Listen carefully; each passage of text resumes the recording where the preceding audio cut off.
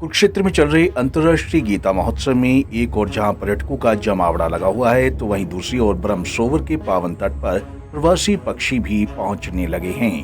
गौरतलब है कि हर साल सर्दी की दस्तक के साथ ही 7 समुद्र पार से उड़ान भरते हुए परदेशी परिंदों का ब्रह्म सरोवर पर जमघट लगना शुरू हो जाता है। इस बार भी ठंड शुरू होते ही परदेशी परिंदों का आना शुरू हो गया है। पक्षी विशेषज्ञों का कहना है कि इस बार मौसम परिंदों के अनुकूल होने के संकेत मिल रहे हैं, जिससे बड़ी संख्या में परदेशी परिंदों के आने की उम्मीद है। पक्षी विशेषज्ञों के मुताबिक यहाँ पर आने वाले ये परिंदे साइबेरिया, यूरोप, लद्दाख, हिमालय और अंटार्कटिका से मीलों का सफर तय करते हुए हर साल यहाँ आते हैं। अभी पक्षियों का आना शुरू हुआ है और आने वाले दिनों में ठंड बढ़ने के साथ ही प्रवासी पक्षियों की संख्या में और इजाफा हो जाएगा। अभी तक ब्रह्म सरोवर पर black redstart, bluethroat, black neck stork, grey heron और रेड मुनिया पक्षी आ चुके हैं, जबकि कॉमन टील, हॉली स्टॉग, whistling teals, northern shoveler, ruddy shelduck, marshal harrier, black tailed godwit marsh harrier का आना बाकी है। ये कई देशों से पक्षी आते हैं और यहाँ सर्दियों में अक्सर बहुत ज़्यादा तादाद में संख्या में पक्षी आते हैं। तो पहले इसके मुकाबले अब इनकी संख्या कम होती जा रही है? हाँ, अब इनकी संख्या कम होती जा रही है। पहले बहुत ज़्यादा थी।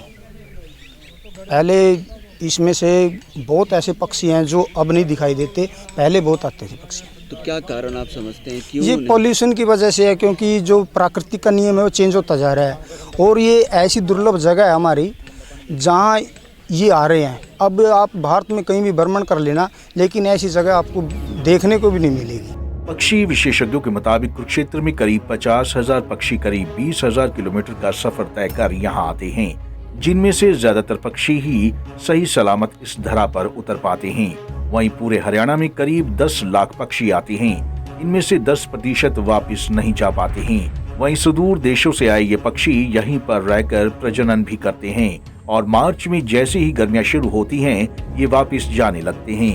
यहाँ पे करीब 10 लाख पक्षी, कम से कम कह रहा हूँ 15 हो जाए तो बड़ी बात नहीं है, लेकिन 10 लाख तो आते हैं और इनमें से 10% वापस नहीं जा पाते हैं। या तो आत्महत्या कर लेते हैं रास्ते में, या अपने उड़ने के काबिल रहते हैं खुराक की वजह से और यहीं पर रह जाते हैं। आने का मकसद क्या रहता है? ठंड देश होता है, वहाँ बर्फीली हवाएं चलती हैं, न्यूनतम तापमान -60 डिग्री रहता है और 50 से 60 डिग्री में उनका वहाँ बना रहना बड़ा मुश्किल होता है। तो यूँ कहना होगा कि यहाँ का माहौल उनके अनुकूल होता है। प्रजनन करते हैं, अंडे देते हैं यहाँ पर, उसके बाद बच्चे पैदा होते हैं। वो बच्चे काबिल हो जाते हैं अक्टूबर से मार्च के बीच में। मार्च के बीच में जैसे ही यहाँ गर्मियों का प्रारंभ होता है, ये फिर उड़ान साइबेरिया के लिए भरते हैं। तो आप लगातार इन पे शोध कर रहे हैं, क्या कुछ लग रहा है आपको कि लगातार इस तरह आना और लगातार फिर मार्च अप्रैल के बाद इनके बच्चों के साथ वापस लौट जाना? देखिए, इसमें एक बात और है जो जरूरी बात आई है मेरे दिमाग में, वो ये है कि पर्यावरण का जो प्रदूषण है उसका स्तर बहुत ऊंचा पड़ा है। हवा में सीसा है, लोहा है, कांच है और हवा में ऐसे वैश्येलिक तत्व हैं जिनसे मनुष्य जाति क्या जितने परजीवी भी हैं छोटे, उससे भी खतरा। कोरोना जैसे वायरस आ रहा है, ओमिक्रॉन जैसे आ रहे हैं, और नाम भी नहीं पता कहाँ क्या आने वाला है। मानव जाति पर गंभीर खतरा मंडरा रहा है। पक्षी उसका उदाहरण है। अगर इनको ऐसा लगता है कि ये वो प्रतिकूल प्रभाव में यहाँ पर आ रहे हैं कि वहाँ ठंड है, ऐसा मैं नहीं मानता।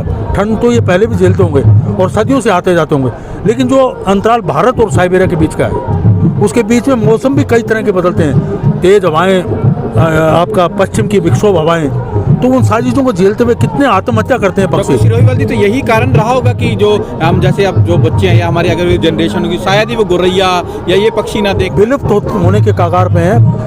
आप हैरान होंगे कि कम से कम भी हमने 10% पक्षियों की प्रजातियों को खो दिया है भारतीयों को, और कम से कम 30% प्रजातियाँ आणविक और ये पर्यावरण में नए नित प्रयोग, राकेटों का छोड़ना, उनका ईंधन, एसी गाड़ियाँ और ये सब रेलगाड़ियाँ, ये भरमार और आबादी की भरमार पृथ्वी पर 600 करोड़ से ज़्यादा लोगों की जो आबादी पृथ्वी पर डोल रही है, और उनके प्रयोजन रहने के जो साधन हैं वो इतने जहरीले हैं। परिंदे क्या करेंगे, आप बताइए, क्या करेंगे वो परिंदे? एक सवालिया निशान है। वैज्ञानिकों के लिए भी चुनौती है, सरकारों के लिए भी चुनौती है, शोधकर्ताओं के लिए भी चुनौती है। मैं देख रहा हूँ यहाँ अंतर्राष्ट्रीय गीता महोत्सव में कि यहाँ कुछ लोग घोंसले भी बेच रहे हैं परिंदों के। अपने घरों में लगाने के लिए पेड़ों को। अच्छा प्रयास है, परंतु ये तो व्यक्तिगत प्रयास है।